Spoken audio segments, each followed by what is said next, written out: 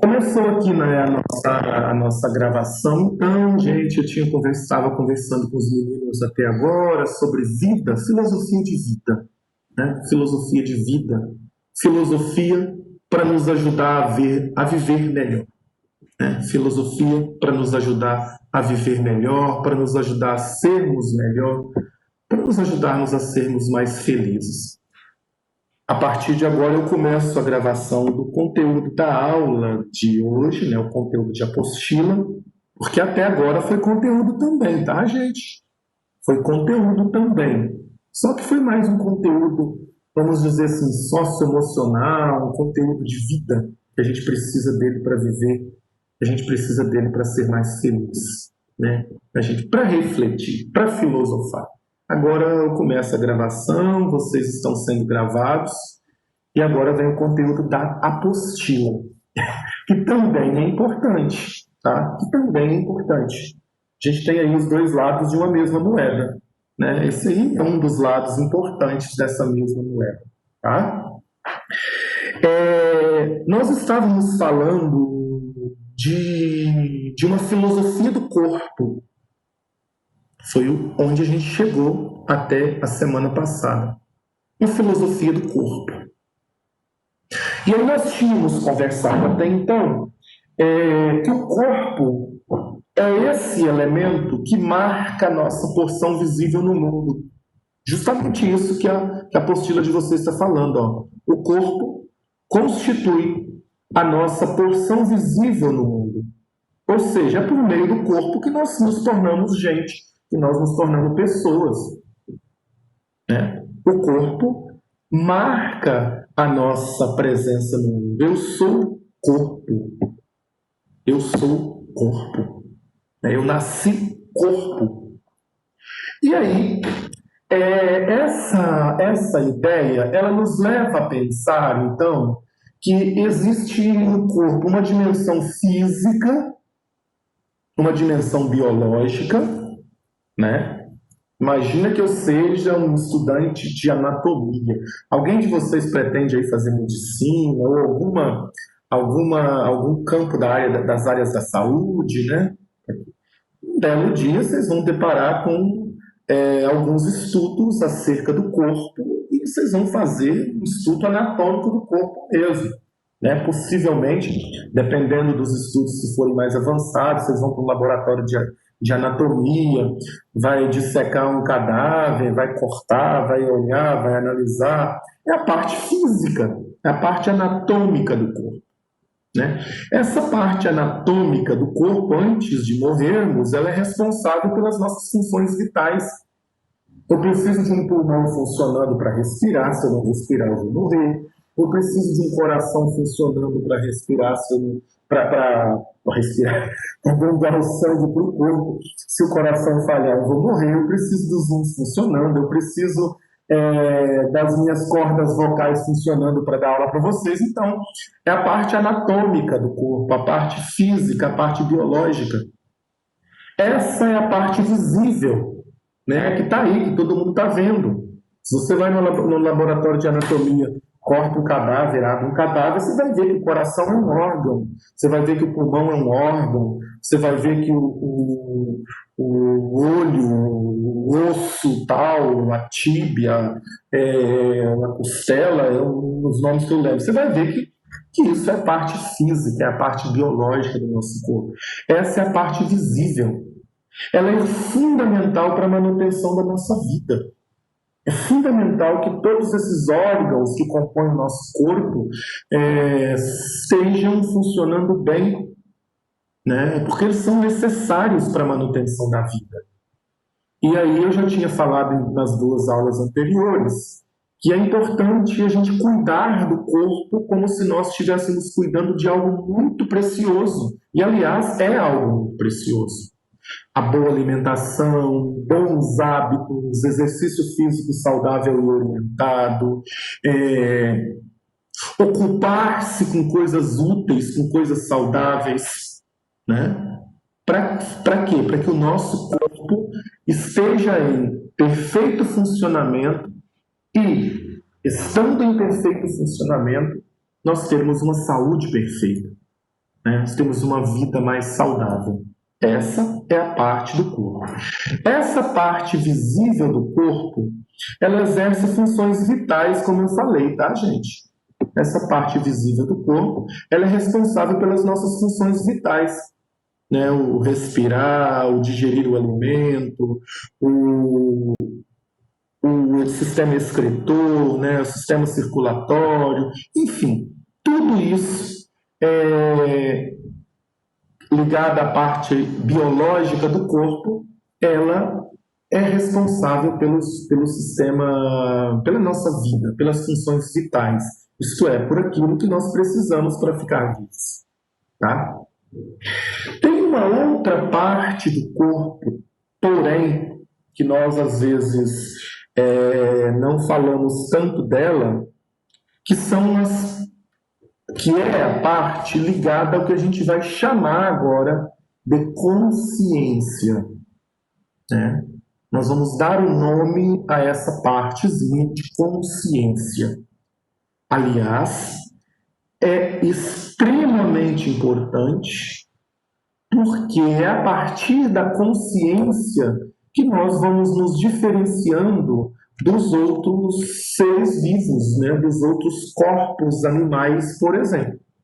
O que difere o homem de um animal, né? Pelo menos um desses animais que tem basicamente a mesma, vamos dizer assim, as mesmas estruturas biológicas que nós, né? Tem os órgãos bem aproximados do que os nossos, é claro, cada um com as suas diferenças e especificidades. É isso que a gente chama de consciência. O homem é um animal consciente, né? Tá? O homem é um animal consciente. Sim, Mateus e Caio, sim, claro, com certeza. A capacidade de raciocinar, de produzir raciocínio, é uma capacidade que nós adquirimos a partir do momento que nós adquirimos consciência, que nós adquirimos razão. Tá? É exatamente uma relação de uma com a outra é evidente, né?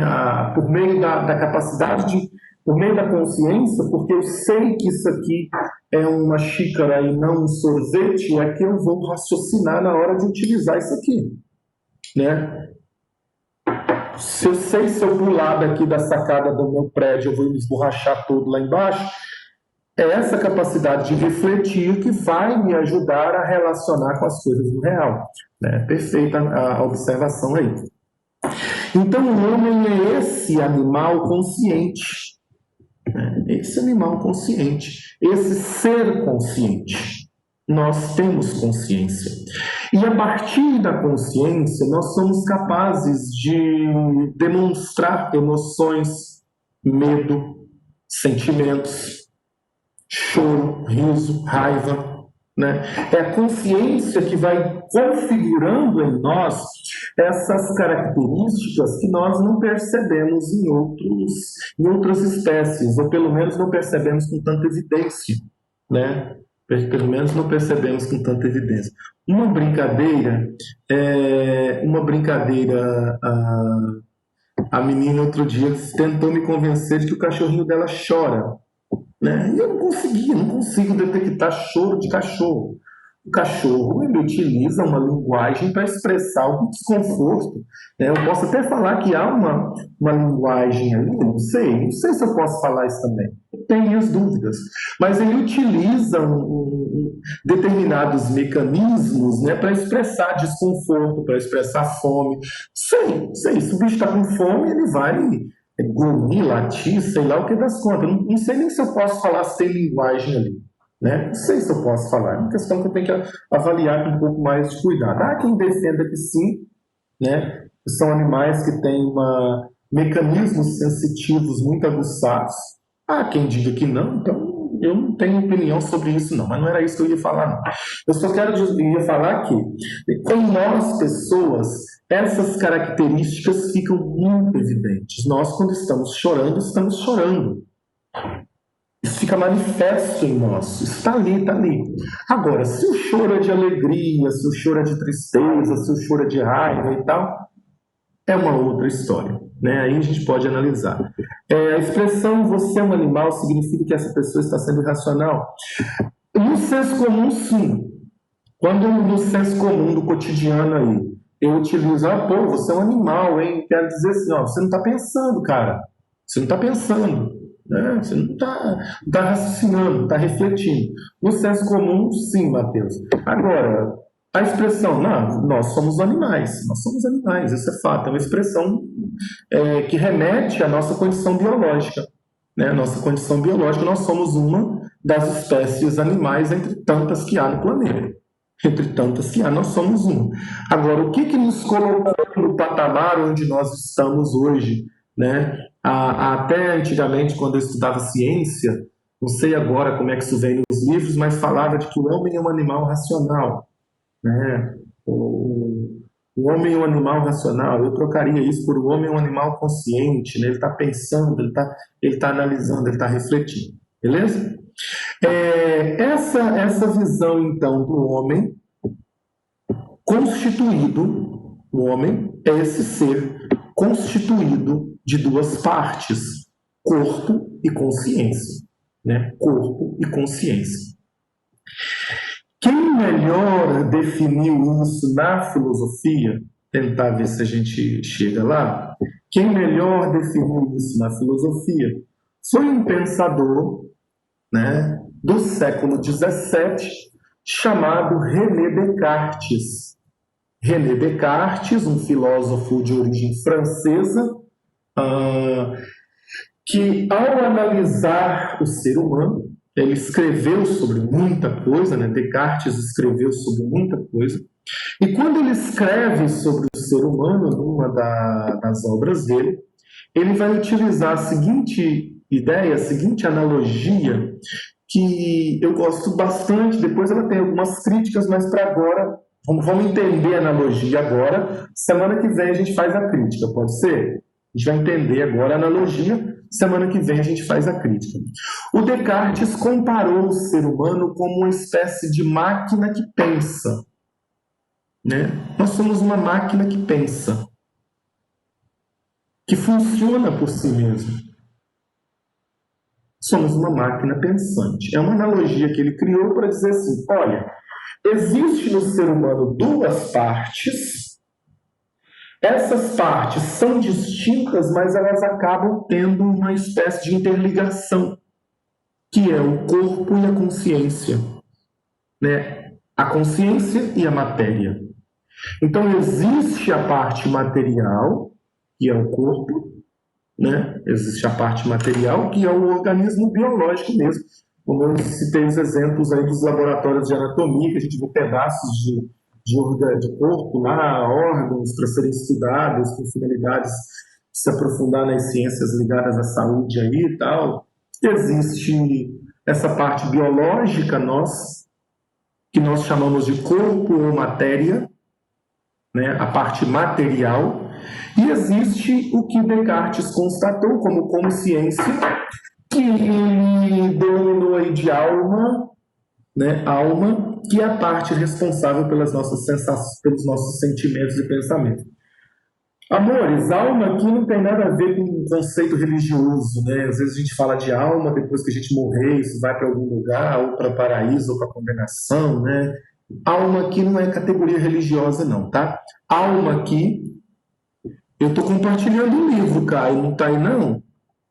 X, não está para todos ou só para o Caio? O conteúdo está compartilhado no livro de vocês. É só o Caio que está tendo problema? Mateus está seguindo pela apostila. Fernanda não está vendo. Então, vamos tentar de novo aqui. Né? Vou parar de compartilhar e vou tentar. Está preto, né? Vou parar e vou compartilhar de novo, Maria. É porque a minha conexão está um pouquinho lenta também. De repente está influenciando, tá? Vamos tentar de novo. Então, eu estava falando assim. Existe essa parte material, né? O corpo biológico, né? O nosso organismo biológico, a nossa parte material. Existe a parte ligada aí à consciência. O homem é essas duas metades, corpo e consciência. né? A consciência é onde é a sede, vamos dizer assim, dos nossos pensamentos, enquanto o corpo é a sede das nossas sensações, né? O corpo é o lugar onde nós sentimos a fome, onde nós sentimos o frio, onde nós sentimos as sensações diversas mesmo. Enquanto a consciência, os prazeres, sim, sim, com certeza. Às vezes a gente tem medo de falar dessa ideia aí, né? A gente fica até botando panos para amenizar o sentido do termo, Mateus, porque, infelizmente, a gente está num mundo onde, quando se fala de prazer, as pessoas reduzem o prazer à experiência sexual, ao prazer sexual, né? E aí, quando a gente vai trabalhar isso com o adolescente, quando a gente fala de prazer, o adolescente automaticamente já associa com prazer sexual. E a ideia de prazer, ela é muito, mas infinitamente mais ampla do que a questão erótica, tá? Ela é infinitamente mais ampla, né? O prazer, ele é vamos dizer assim, ele é um dos sentimentos, ele é um dos sentimentos talvez mais presentes da nossa vida, né? A busca pelo prazer é talvez uma das grandes, das maiores buscas do ser humano. O Aristóteles já falava isso. O prazer da comida, o prazer da companhia, o prazer de um bom filme, o prazer de estar em um lugar agradável. O prazer é essa sensação de bem-estar que nos acomete quando nós estamos fazendo algo que nos deixa muito bem, né? O prazer é isso.